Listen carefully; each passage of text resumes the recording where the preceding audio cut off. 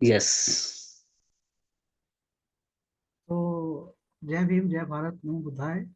Sir, आज हमारे साथ माननीय श्री रमेश भंगी जी, श्री रमेश गहलोत जी हैं। और मैं उनका ज़्यादा परिचय नहीं दूंगा क्योंकि किसी परिचय के मोहताज वह नहीं है। मैं निखिल सबलानिया, और मैं दिल्ली से। तो आज हमारा जो चैनल है, ये अम्बेडकर टाइम्स। मैं सबको और सर आपको भी बताना चाहूँगा कि जो चैनल है अम्बेडकर टाइम्स, ये सबसे पहला चैनल था यूट्यूब पर जिस पर डॉक्टर अम्बेडकर जी के भाषण, डॉक्टर अम्बेडकर जी की पुस्तकें, बुद्ध और उनका धर्म जैसी पुस्तकें, राणा डे गांधी और जिन्ना, एनालिसिस ऑफ कास्ट, इन सबके फर्स्ट टाइम वीडियो बुक्स बना के डाले गए। और शायद आपको याद होगा कि हम लोग कई समस्याओं पे गए थे। आई थिंक वो वर्ष 2012 के आसपास था। तो तब ये चैनल, हाँ, 2012। This was the first channel. और ये पहला इंटरव्यू है इस चैनल पे आपका। तो जी। रमेश सर जी, आपका बहुत बहुत स्वागत है इस पर। और मैं दर्शकों को बताना चाहूंगा कि हमने कुछ भी प्रिपेयर नहीं किया है, क्योंकि ज्यादातर इस तरह के जो कार्यक्रम होते हैं वो किसी मुद्दे को पहले फिक्स करते हैं और फिक्स करके फिर वो करते हैं, लेकिन इसमें हमने कुछ भी फिक्स नहीं किया है। मैं सर। हमारा स्पॉन्टेनियस है। जी। हमारा स्पॉन्टेनियस है एकदम से। जस्ट स्टार्ट कर रहे हैं हम बस। जी, बिल्कुल स्पॉन्टेनियस है। और सर का सर को मैं लगभग 15 साल से जानता हूँ। और जब मेरी इनसे मुलाकात हुई तो उस समय अ, एक हमारे बहुत ही प्रसिद्ध लेखक थे, डॉक्टर सुखलाल धनी जी।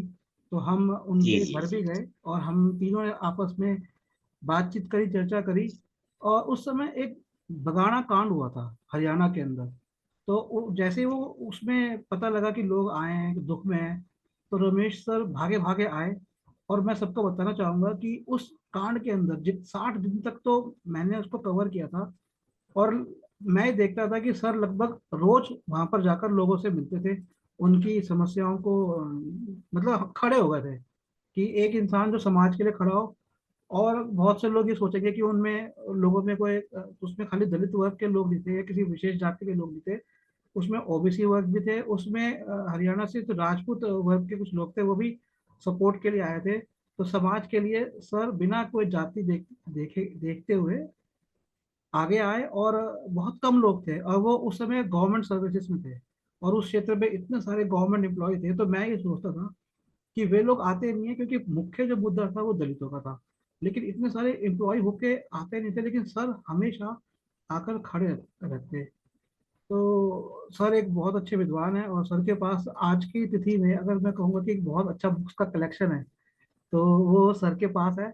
और मैं अब आप से सीधा मैं क्वेश्चन करता हूँ, और मैं सर से बड़े सीधे जी। और बहुत ऐसे क्वेश्चन करूंगा जो कि उनके अपने स्वभाव से भी जुड़े हैं, उनके मनोविज्ञान से भी जुड़े हैं और समाज से भी जुड़े हैं।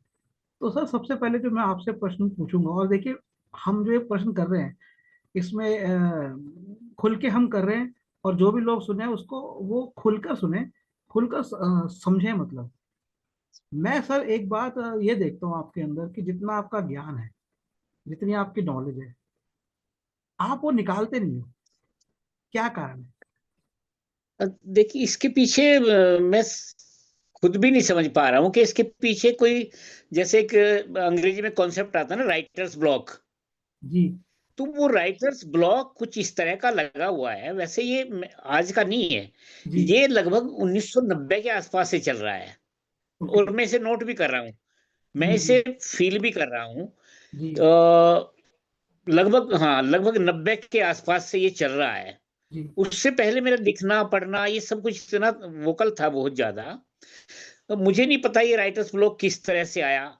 लेकिन जहां तक मैं समझता हूँ, मेरा अपना मानना है कि 84 के राइट्स के बाद जो है ना, ये राइटर्स ब्लॉक आया है। मुझे ऐसा लगता है कि जब तक मैं उसको लिख नहीं डालूंगा, तब तक शायद ये ब्लॉक नहीं टूटने वाला। तो ये मेरा अपना मानना है, ऐसा लगता है मुझे। क्योंकि वो मैं आप जो। आपकी कई पोस्ट देखता हूँ जिसमें मैं देखता हूँ बहुत जी अच्छे अच्छे विद्वानों के वाक्य, उनकी जो सीख होती है, बुक्स की चीजें आप डालते रहते हैं। लेकिन पूरा जी निकल के आप कहीं ना कहीं, जब भी आपके मैंने और भी इंटरव्यूज देखे हैं, तो आप वो पक्ष को क्यों अपने उस जो आपका जो ज्ञान है उसको क्यों नहीं निकाल पाते? क्या लगता है? मतलब राइटर्स ब्लॉक है, ठीक है, मैं मान लिया कि राइटर्स ब्लॉक है। हम्म। मैं आपसे इसलिए पूछ रहा हूँ, देखिए मैं स्पष्ट करता हूँ, मैंने ये देखा है कि दलित वर्गों के अंदर, हर वर्ग के अंदर, दलित में चाहे अलग अलग जाति, हर वर्ग में वो अपनी प्रतिभा को निकाल नहीं पाते बाहर। ऐसा मुझे प्रतीत होता है कि खुल के कहीं ना कहीं उनमें प्रतिभा, उनमें ज्ञान तो बहुत होता है, लेकिन आपको क्या लगता है कि मतलब क्या ये फियर है, कि या ये आपने अपने दिमाग के ऊपर कहीं ना कहीं एक परत बैठा ली है कि नहीं मेरे को खुल के बाहर आ रही नहीं है? क्या है ये? नहीं, असल में स्वमूल्यांकन करना एक बहुत कठिन काम है।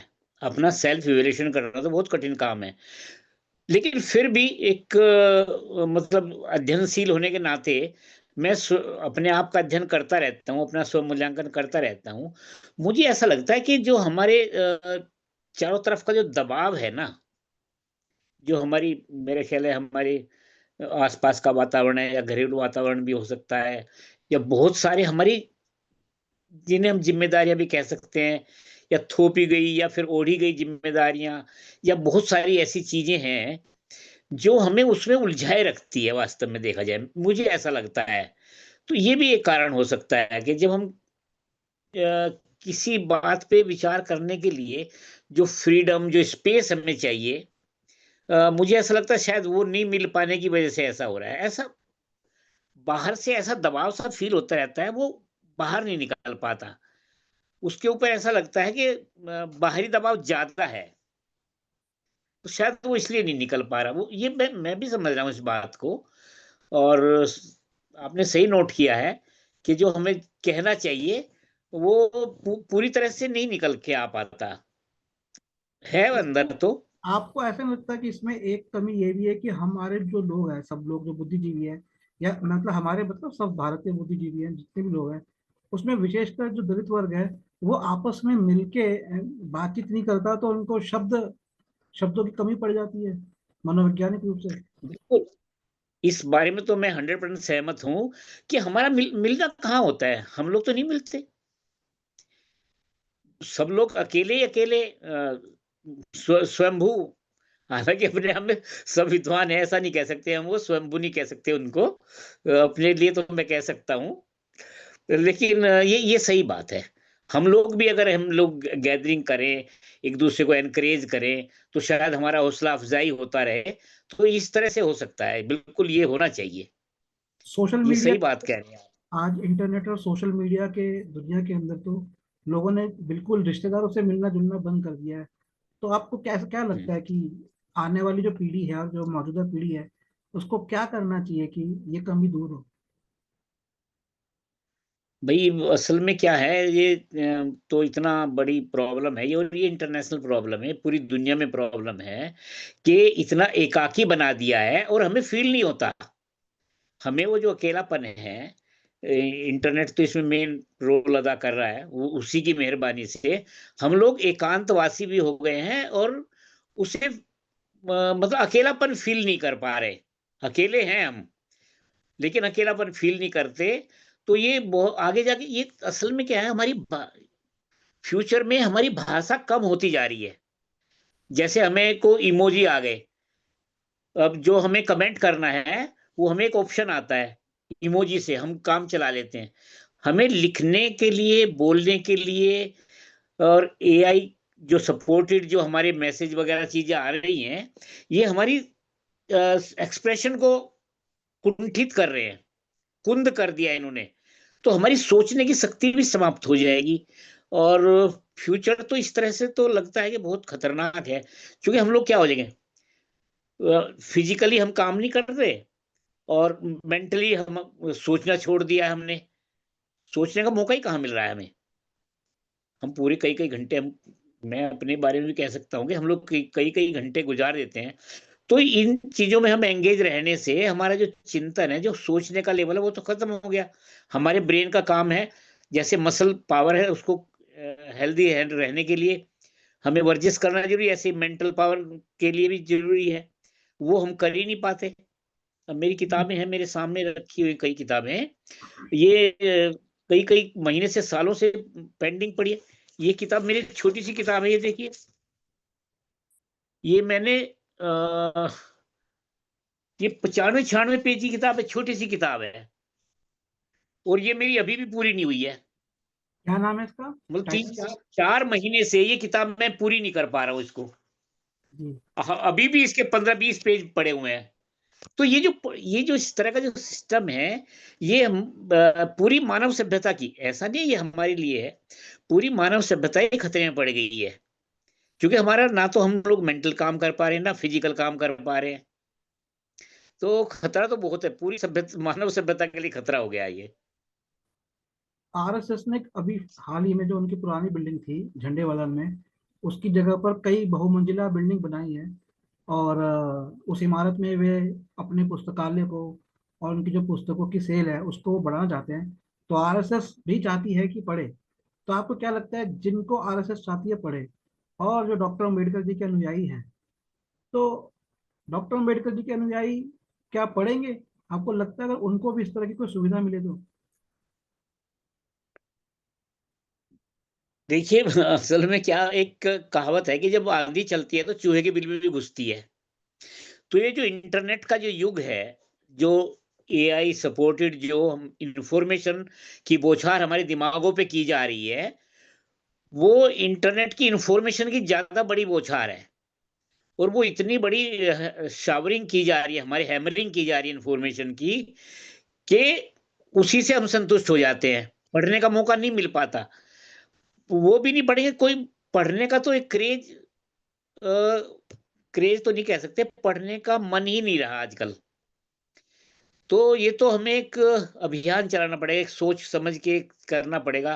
बड़ा गंभीर मुद्दा है ये, पढ़ने का तो सब में चिंता का विषय है। मैं आपको एक उदाहरण देता हूँ कि एक जी। हॉलैंड के टीचर थे। ये जी। 1930 के दशक की बात है। और वो जो हम्म। हॉलैंड के टीचर थे, उन्होंने अशोक की हिस्टोरिकल फिक्शन करके अशोक की लाइफ लिखी। और उन्होंने उस टाइम पर 1930 के दशक में अपनी गवर्नमेंट जॉब छोड़ दी, पेंशन पे आ गए। और पेंशन पे आके उन्होंने लगभग 1400-1500 पेजेस की जो बुक लिखी, वो मतलब उन्होंने ट्रांसलेशन किया कई तो उसमें पुराने टेक्स्ट। तो वो जो जज्बा है, और खास करके उन लोगों में जो कि बाबा साहेब जी की वजह से टीचर बने, ऑफिसर बने। मैं 15 साल से जुड़ा हूँ, 15 साल पहले भी मुझे कुछ ऐसे ऑफिसर्स मिले थे जो कि जज्बे से कुछ राइटिंग का काम करते थे। अब तो ऐसा, अब सब पॉलिटिक्स के अंदर या तो आ रहे हैं, और या फिर अपने आप को चमकाने में लग रहे हैं। तो ऐसे में क्या होगा, मतलब एजुकेट कौन करेगा? खाली स्कूल और उसकी एजुकेशन से तो नहीं होगा। तो आपको लगता है कि कुछ हो पाएगा इसमें? नहीं, ये काम तो हम लोगों का है कि हम लोग मोटिवेट करें, हम एजुकेट करें। देखिए, स्कूली एजुकेशन अलग है, सामाजिक एजुकेशन हम जो पर्सनल ग्रोथ के लिए है, मोटिवेट करने के लिए, वो एजुकेशन अलग है। तो ये तो वाकई चिंता, मैं तो खुद इसका शिकार हो गया। चक्कर क्या है, मुझे एक अपना एक भूमिका लिखनी है अपनी कविता संग्रह की, जो कि मुझे दिसंबर में ही लिख के दे देनी चाहिए थी, जनवरी भी आ गया, मैं एक पेज लिख पाया हूँ उसका। तो ये हम मजबूर हो गए असल में, इंफॉर्मेशन के जो बारिश है इंफॉर्मेशन की जो हैमरिंग है, और उसने इस ढंग से हमारे ब्रेन को जो है कब्जे में कर लिया है कि बहुत भयानक रूप से है। अगर हम माइथोलॉजी में बात करें तो भस्मासुर हमारे सर पे आके बैठ गया है। मैं थोड़ा सा बहुत खतरनाक स्थिति। मैं थोड़ा सा राजनीतिक जो मौजूदा मुद्दे चल रहे जी। हैं उसके ऊपर आपकी जी। राय जी। लेना चाहूंगा कि आप क्या सोचते हम्म। हैं। तो हमारे देश में जो फ्री का कल्चर शुरू हुआ, कि फ्री तो ऐसे कुछ नहीं होता, सब पब्लिक के पैसे से होता है, लेकिन बोला जाता है कि free, free electricity, free right, और फिर फ्री राशन कहा जा रहा है। तो ये जो ऐसा बोल के कहा जा रहा है, तो एक तरफ तो फ्री कहा जा रहा है, जैसे खासकर हम दिल्ली में लें कि अभी जैसे अरविंद केजरीवाल जी ने कहा है कि मैं 2100 रुपये महीने हर महिला को दूंगा। पहले के इलेक्शन में राहुल गांधी जी योजना लेकर आए थे कि मैं 8,500 रुपये हर महीना महिला को दूंगा। तो अगर देश वाकई में तरक्की कर रहा है, हमारा देश, हम 5वें नंबर या तीसरे नंबर पर अगर उसकी अर्थव्यवस्था को देखें, तो इतनी ऊंची अर्थव्यवस्था होते हुए भी तो ये क्या समस्या हो रही है कि फिर आपको एक तरफ ये कहना पड़ रहा है कि आप 2100 रुपये लीजिए, फ्री राइड लीजिए। क्या इनका कुछ फायदा बड़े पूंजीपतियों को देने के लिए किया जा रहा है? आपको ऐसा लगता है? क्या इससे हमारी आर्थिक समस्या हल होगी? इस पर थोड़ा सा आपका विचार बताइए। देखिए, निःशुल्क तो इस संसार में कुछ भी नहीं है। अगर हम ब्रह्मांड से कार्बन वो ले ऑक्सीजन लेते हैं तो बदले में कार्बन डाइऑक्साइड छोड़ते हैं। तो ये निःशुल्क वाला तो एकदम निहायत ही मतलब धोखे वाला शब्द है ये। निःशुल्क कुछ नहीं है। उसके बदले में हमें कुछ ना कुछ तो पे करना ही पड़ता है। वो दिखता नहीं है। कुछ भी निःशुल्क नहीं है। अभी आपने जैसा कहा कि भाई वो क्या है? निःशुल्क कैसे है ये? आप इतना टैक्स दे रहे हैं। आपसे 50 मान लिया आपसे फॉर एग्जाम्पल के तौर पे आपसे हमने 100 रुपए टैक्स ले लिया और 20 रुपए की सब्सिडी दे दी। तो 20 रुपए तो वो 100 रुपए तो आपके ही तो थे वो। तो ये निःशुल्क जैसी कुछ बात नहीं है। लेकिन एक बात है, निःशुल्क कभी होना नहीं चाहिए। निःशुल्क क्या जो विचारधारा है, निःशुल्क का जो कंसेप्ट है ये गलत है। इसमें व्यक्ति का देखिए, मैं कह रहा हूँ कि आप जो है व्यक्ति के जो आजकल 18,000 एक नॉर्म हो गया है। 18,000 नॉर्म कैसे हो सकता है तनख्वाह कमाने का एक आदमी का? कैसे गुजारा होगा? ये देखिए, पहले क्या होता था, पहले हम ये देखते थे कि एक एग्जाम्पल के तौर पे एक हम छोटा परिवार लेंगे जिसमें 2 बच्चे हों, 2 पेरेंट्स हों, 4 लोगों का परिवार होगा। उनको कितना कपड़ा लगेगा, कितना उसको खाना-पीना लगेगा, कितना उनका एजुकेशन लगेगा, कितना साबुन लगेगा। और ये सब चीज़ों का एक आकलन करके हम तब करते थे कि न्यूनतम मज़दूरी क्या होगी। आजकल वो सिस्टम ही नहीं है, कुछ भी नहीं है। आप एकदम ऐसे कह दो 18,000 ऐसे कैसे हो सकता है भाई? कैसे गुज़ारा कर सकता है? तो ये सब चीज़ें होना चाहिए कि आदमी को उसका उचित मुआवज़ा मिले, उसका परिश्रम का उचित मुआवज़ा मिले, फिर वो अपनी हैसियत के हिसाब से खर्च करेगा। चक्कर यहाँ है कि ये उचित मुआवज़ा नहीं मिल रहा मेहनत का, उचित पारिश्रमिक नहीं मिल रहा है, इसलिए वो मुफ़्त का रेवड़ी बाँटा जिसे कहते हैं, वो मुफ़्त की नहीं है, वो उसका अ, पूरा मेहनत का मुआवज़ा ना मिलने से उधर से लुटाई उधर से हो रही है। कम मिल रहा है, तो आपके ये पास उतना मिल नहीं रहा और फिर कह रहे हैं कि हम आपको दे रहे हैं, जबकि मिलना ज्यादा चाहिए। हाँ, अरे भाई हम तो कह रहे हैं हमारा उचित मुआवज़ा दीजिए, जो परिश्रम करता है, जो पारिश्रमिक पूरा मिले व्यक्ति को, मेहनताना पूरा मिले ना, तो उसे ज़रूरत ही नहीं पड़ेगी मुफ़्त देने की। तो ये मेहनताना की लूट है, मेहनताना की लूट करके थोड़ा-सा उसको कर रहे हैं ये।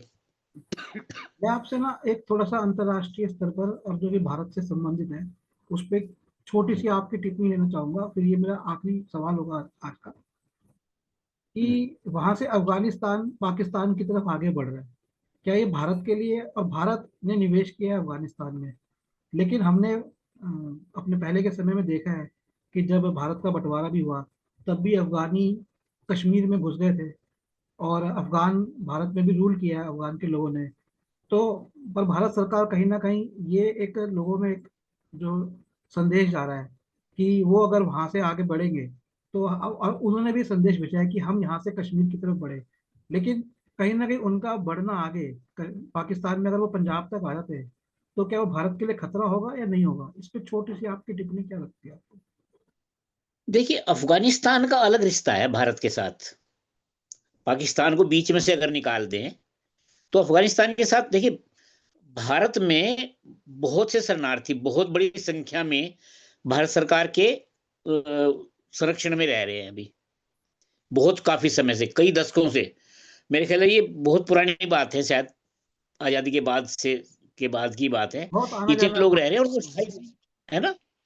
स्थायी रूप से रह रहे हैं दिल्ली, वो सुरक्षित रह रहे हैं। और अभी भी भारत सरकार की क्या उनके साथ कुछ इस तरह की मेरे ख़्याल राजनयिक अंतर्राष्ट्रीय स्तर पे कुछ रणनीतिक तौर पे क्या बातचीत हुई है, तो ये तो मामला जो है विदेश नीति का मामला है ये। हम इसको क्या कह सकते हैं कि वो ये विदेश अब नीति वो कई बार फेल भी कहाँ तो तक आएँगे वो विदेश हैं? नीति कई बार फेल भी तो जाती है, धोखे भी तो मिल जाते हैं, नहीं भारत को तो विदेश हमेशा धोखे मिले हैं। बिल्कुल, बिल्कुल, अभी तो भारत नीति की देखिए चीन ने धोखा दिया, अभी पाकिस्तान ने क्या धोखा दिया, वास्तविकता तो ये है श्रीलंका ने भी धोखे कि दिए। विदेश नीति है ही नहीं भारत की।